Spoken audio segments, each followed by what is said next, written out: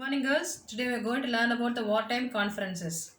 Wartime conferences are very important because they've planned strategic programs for the Second World War. The first one is Atlantic Charter. So its code name is Rivera. It was conducted from 9/8/1941 to 12/8/1941. Roosevelt and Churchill met at a battleship at Newfoundland. So according to the Atlantic Charter, no territorial or other aggrandizement would be sought. Territorial changes, if any, would be effected only in accordance with the free wishes of the inhabitants. The right of the people to choose their form of government would be respected. Collaboration among all nations would be sought with a view to securing improved labor standards, socio-economic security, equal access to trade and raw materials without disturbing the existing obligations was promised. Internal peace and freedom from fear and want for all nations was another guideline. Freedom of the seas without hindrance was assured. Disarmament of aggressors was to be an essential factor if the abandonment of use of force was to be secured. They formulated an 8-point statement of war. Next is the Casablanca Conference. Its code word is symbol. It was conducted from 14/1/1943 to 24/1/1943. It was conducted at Morocco. F.D. Roosevelt, Churchill, De Gaulle and Girard were the main participants of the conference. The plan for the unconditional surrender of Germany and Japan. The third conference was conducted at Cairo, Egypt from 23/11/1943 to 26/11/1943. F.D. Roosevelt, Churchill and Chiang Kai-shek were the main participants. The next conference was conducted at Tehran, Iran. F.D. Roosevelt, Churchill and Stalin met there. They discussed about the cross-channel invasion and Russia assured to declare war against Japan within 6 months. So according to the conference, they decided to put an end to German militarism and Nazism, to punish war criminals and to exact reparations, to divide Germany into occupational zones, confirmed Soviet possession of eastern Poland, compensating Poland with German territory, to assist countries under Allied occupation in forming democratically elected interim governments. Announced a conference of United Nations to be held in San Francisco in April 1945. So regarding Poland, new frontiers of Poland decided. Eastern border was drawn at the Curzon line, its pre-Russo-Polish war border. Poland gained territory in the west from Germany along the Oder-Neisse line.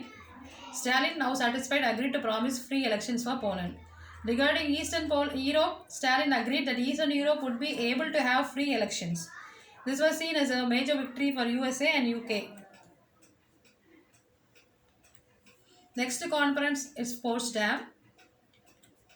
So according to Potsdam Conference, Japan must surrender unconditionally.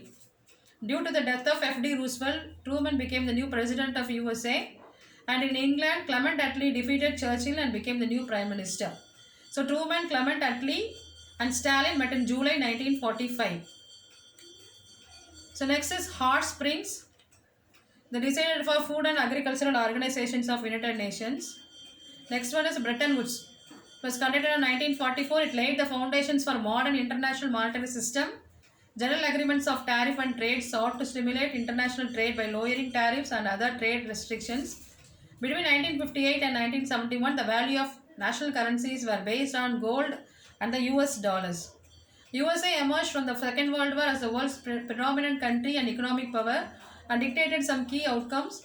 USA's priorities in relation to Bretton Woods were twofold. First, having massively increased its industrial output through rearmament and the expansion of exports before and during the wars, USA aimed to re-establish full employment, and for that the USA needed to ensure that domestic growth levels could be sustained in the post-war period. This required a construction for an open and stable international economic system.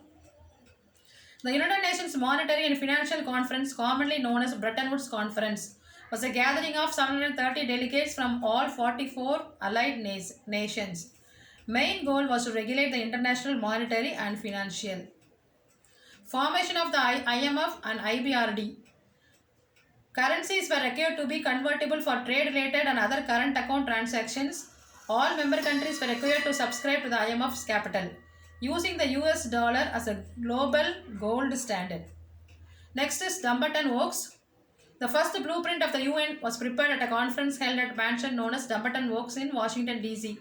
In meetings from September 21 to October 7, 1944, the US, UK, and USSR and China agreed on the aims, structure, and functioning of a world organization.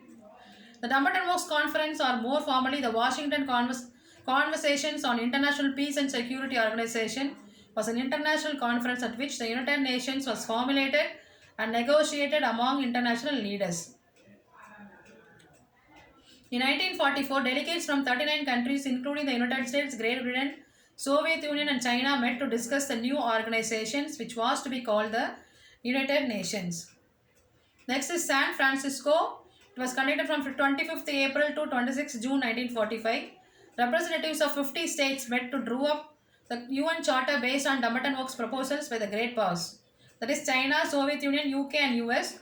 The Charter unanimously approved and signed by all the participating states of original members of UN. The League of Nations was the predecessor of the UN. It was founded in 1919 and was responsible for ensuring peace and cooperation between world nations. The term United Nations was introduced in 1942 by Winston Churchill and Franklin D. Roosevelt.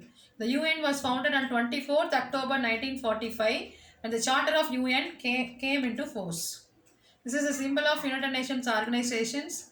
The Charter of United Nations: we, the people of United Nations, determined to save succeeding generations from the scourge of war, which twice in our lifetime has brought untold sorrow to mankind, and to reaffirm faith in fundamental human rights, in the dignity and worth of human person, in the equal rights of men and women, and of nations large and small. So this is a symbol of UNO. There's a General Assembly. Every nation has a vote. There's a Security Council. USA, Britain, France, USSR, and China. They have veto power.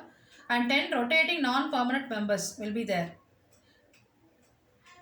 So their main objective is human rights. 1948 Universal Declaration of Human Rights. They have other specialized agencies like UNICEF, UNHCR, IMF, World Bank, UNESCO. So the United Nations Security Council. Under the Charter, the Security Council has primary responsibility for the maintenance of international peace and security. The Security Council takes the lead in determining the existence of a threat to the peace or act of aggression. It calls upon the parties to a dispute to settle it by peaceful means and recommends methods of adjustment or terms of settlement. In some cases, the Security Council can resort to imposing sanctions or even authorize the use of force to maintain or restore international peace and security. This is UN Secretariat, headquarters at New York. This is FAO, Food and Agricultural Office at Rome. This is UNICEF, headquarters at New York. This is World Health Organization, headquarters at Geneva, Switzerland.